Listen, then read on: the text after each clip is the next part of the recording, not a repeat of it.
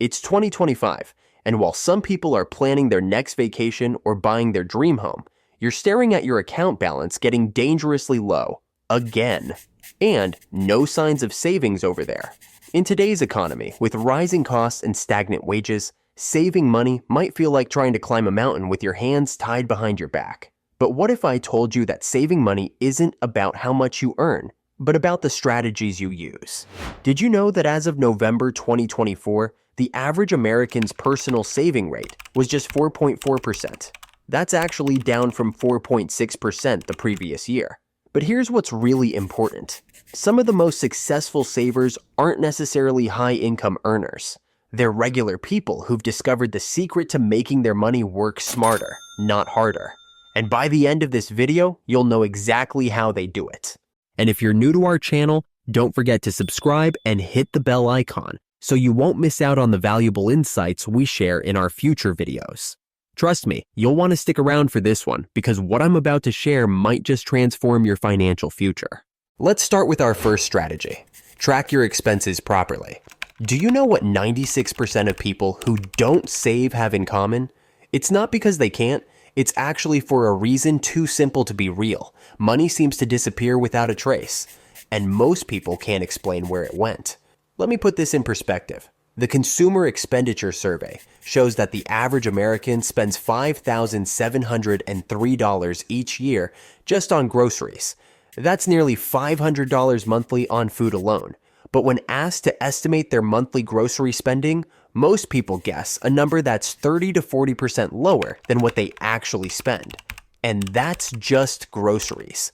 Think about your last month's spending. Could you tell me exactly how much you spent?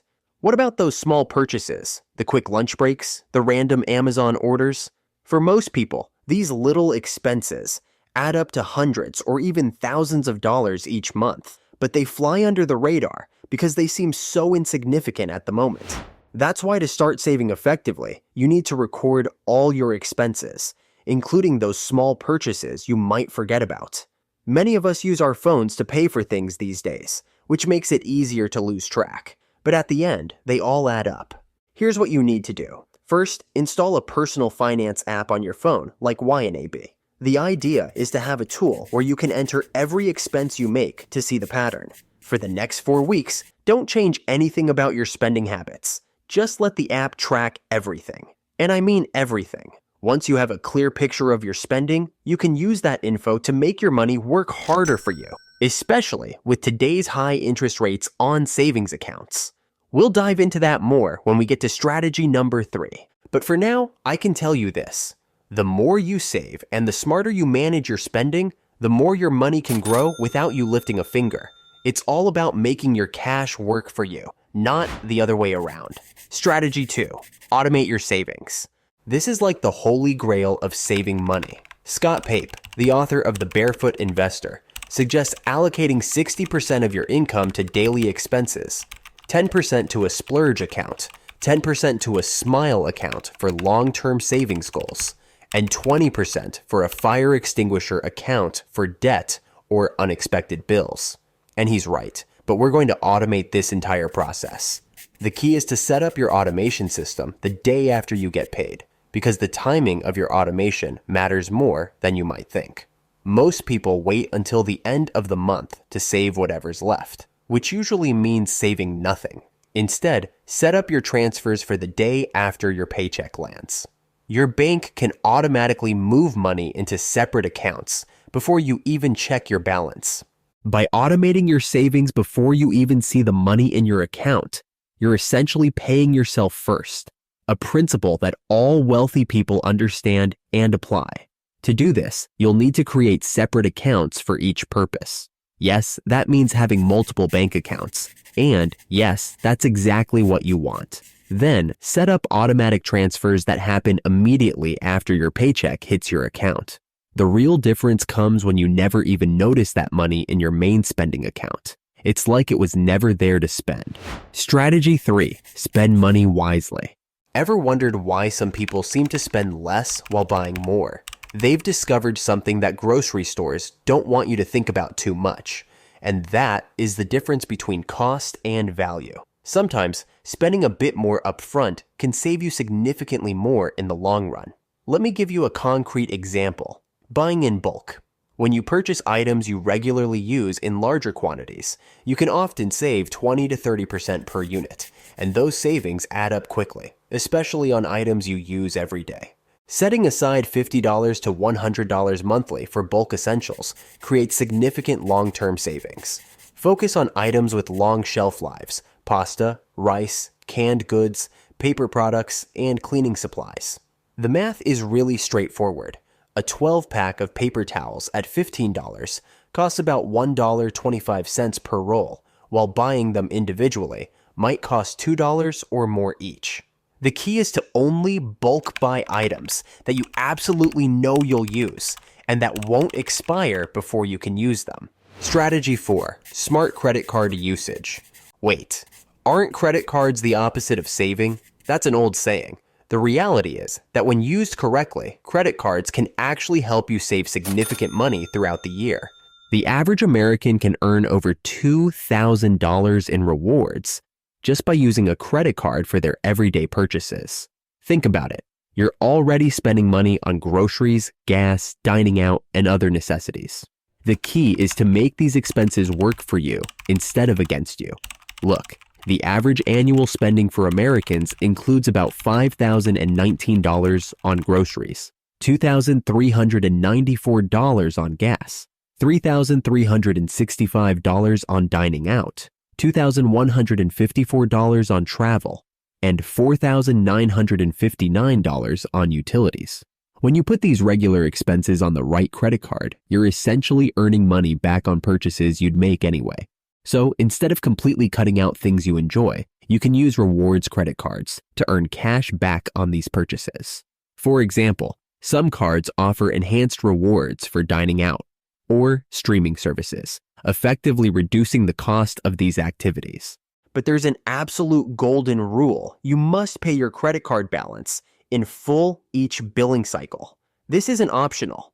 If you carry a balance, the interest charges will quickly wipe out any rewards you've earned and put you in a worse financial position. This strategy only works when you treat your credit card like a debit card, never spending more than you can pay off completely each month. Strategy 5. Expand your income. Now, let's talk about something that most saving advice completely ignores: increasing your income. Yes, cutting expenses is important, but there's a limit to how much you can cut. There's no limit to how much you can earn. When you increase your income, you need to avoid lifestyle inflation. This means that as your income grows, your expenses shouldn't grow proportionally. Instead, direct that extra money straight into savings before you even have a chance to spend it. The question is, how? Well, there are 3 main ways to increase your income: optimize your current job, start a side hustle, or monetize your existing skills. We'll focus on the third option because it's often the quickest way to see results. Think about the skills you already have that others might pay for. Are you good with computers? Know a second language? Have experience with pets? These skills can be monetized through platforms that connect you with people willing to pay for your expertise. I know it's not the solution you were hoping for, but it's usually the best way to stop living paycheck to paycheck. And get this, if you combine this strategy with automation, it will take you further. Set up your side income to go directly into your savings account, never touching your main spending account. This way, you're building your savings without feeling like you're sacrificing anything from your current lifestyle. Strategy 6. Save through smart tax planning. Now, if you're serious about saving money in 2025, you can't ignore the impact of taxes on your finances. Most people only think about taxes once a year in April, but smart tax planning could save you thousands of dollars, money that could go straight into your savings account.